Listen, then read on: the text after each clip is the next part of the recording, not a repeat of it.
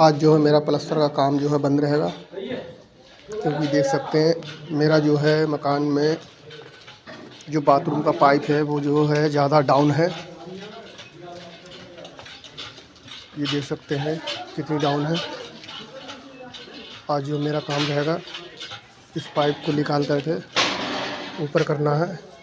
बाकी वो देख सकते हैं कि लाइट का जो पॉइंट है ये भी मुझे ऊपर करना है।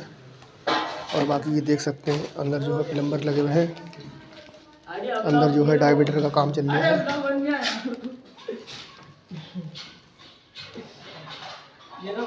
बाथरूम में लगभग जो है काम जो है तेज़ी से चल रहा है। एक जो है वॉल्यूशन जो है मैंने यहाँ दे दिया है, यहाँ 2 पॉइंट का डायमीटर लगेगा। बाकी वीडियो एक बार कंप्लीट होने के बाद मैं आपको दिखाऊंगा कि मेरा बाथरूम कैसा हुआ है।